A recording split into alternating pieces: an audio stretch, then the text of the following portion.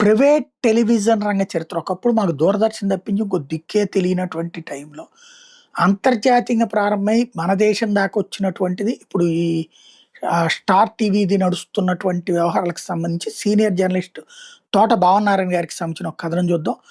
Hugs space communications అనే సంస్థ 1980ల ఆరంభంలో వెస్టర్న్ యూనియన్ టెలిగ్రాఫ్ కంపెనీ కోసం 3 ఉపగ్రహాలు సిద్ధం చేసింది. 84 ఫిబ్రవరిలో ఆ ఉపగ్రహాలను ప్రయోగిస్తే వాటిలో వెస్టార్ 6 అనే ఉపగ్రహం దారి తప్పింది. కక్షకి దిగువనే ఉండిపోయింది. దాన్ని ఇన్సూరెన్స్ చేసిన లాయిడ్స్ అనే ఇన్సూరెన్స్ కంపెనీ మీద పెనుభారం పడింది. ఆ నష్టం అంతా ఇంత కాదు. అందుకే లాయిడ్స్ సంస్థ ఎలాగైనా నష్టాన్ని పూడ్చుకోవాలని నిర్ణయించుకుంది. National aeronautics and space administration నాసాని సంప్రదిస్తే వాళ్ళు చాలా కష్టపడి దాని ఆనవాళ్లు కనిపెట్టి తెచ్చి మరమ్మతు చేసి ఇచ్చారు. అప్పుడు లాయిడ్స్ సంస్థ ఆసియా శాట్ అనే ఆసియా ఖండపు ఇన్వెస్టర్ల సంస్థకి $12 కోట్ల ఆ ఉపగ్రహాన్ని అమ్మింది.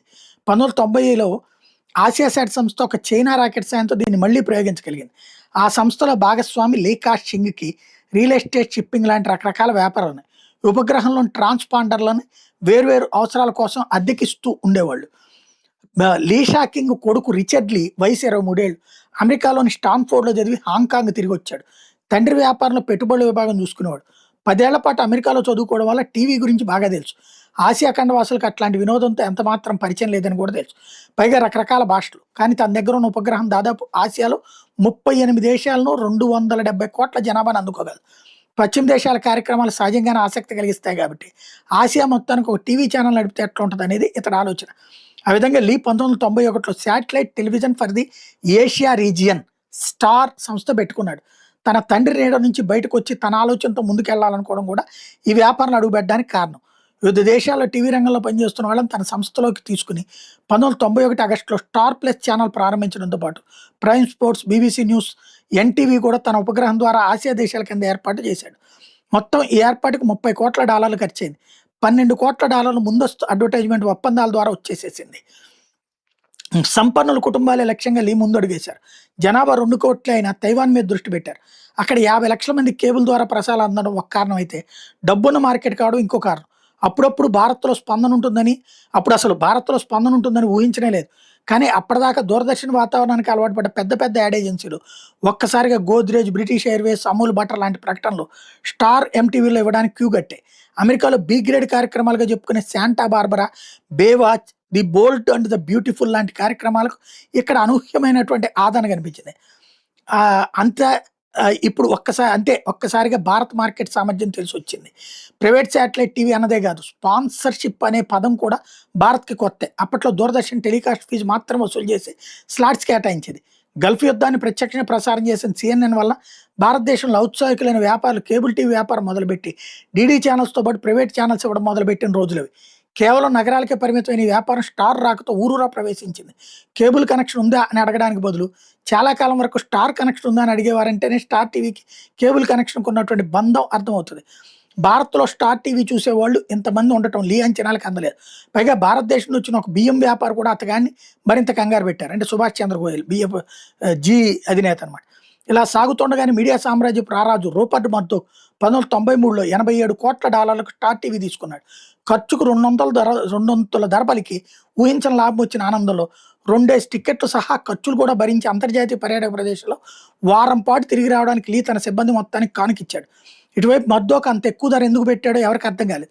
వ్యాపారాన్ని 10 ఏళ్లకు కాదు 30 ఏళ్లకు అంచనా వేయాలని రూపర్ట్ మర్దోక్ ఎందుకు చెప్తాడో అర్థం చేసుకోవడం నిజంగానే 25 ఏళ్ళు దాటాక ఇప్పుడు 60 ఛానల్స్తో మన మధ్యన ఉన్నటువంటి స్టార్ గ్రూప్ కనిపిస్తోంది.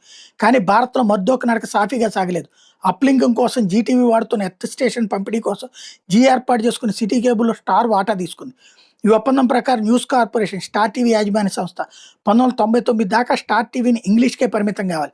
అంటే హిందీ కార్యక్రమాలు జీటీవీకే సొంతం. స్టార్కి భారత్ మార్కెట్ కొత్త, జీటీవీకి వ్యాపారం కొత్త. భారత్లో హిందీ అయితేనే చూస్తారని అర్థమైంది. ఇంగ్లీష్ కార్యక్రమాలను స్టార్ హిందీలోకి డబ్ చేసి ప్రసారం చేస్తే జనం మెచ్చుకోలేదు. నేరుగా హిందీలో చేద్దామంటే ఒప్పందం ప్రకారం అది కుదరదని జీటీవీ హెచ్చరిక. మొండిగా మొదలు పెడితే లండన్ కోర్టులో జీటీవీ కేసు కూడా వేసింది.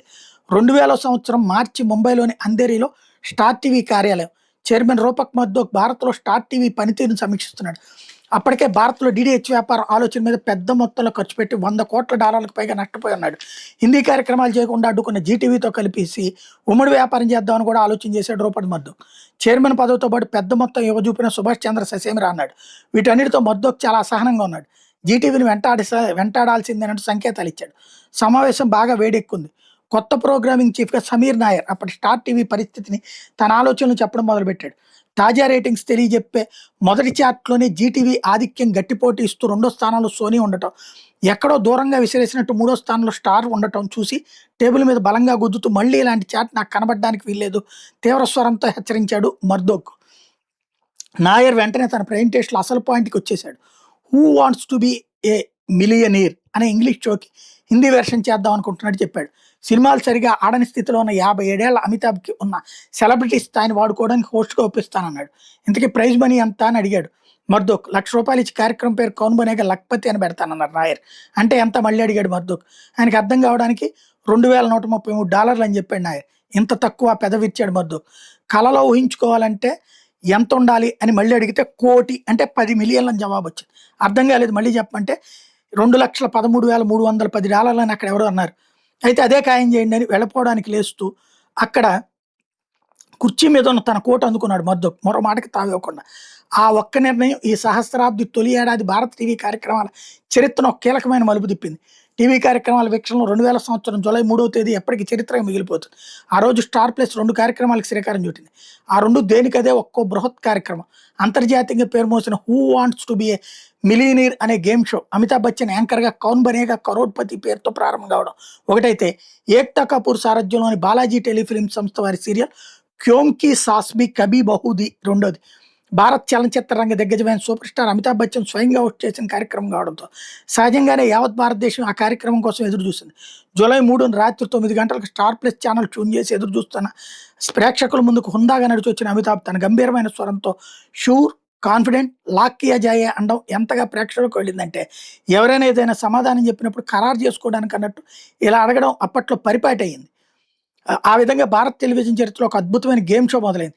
అలా అతుక్కుపోయిన ప్రేక్షకులను అలాగే కొనసాగించే వ్యూహంతో స్టార్ ప్లస్ తెలివిగా రాత్రి 10:30కి క్యోం కీ సాస్ భీ కభీ బహూ థీ ప్రారంభించింది. 8.5 ఏళ్ల పాటు సాగిన ఆ సీరియల్లో కోడలుగా భారత ప్రేక్షకుల మనసు దోచుకున్న తులసి ఇరానీ పాత్రధారి. స్మృతి ఇరానీ ఆ తర్వాత కేంద్ర మంత్రి కావడం తెలిసిందే.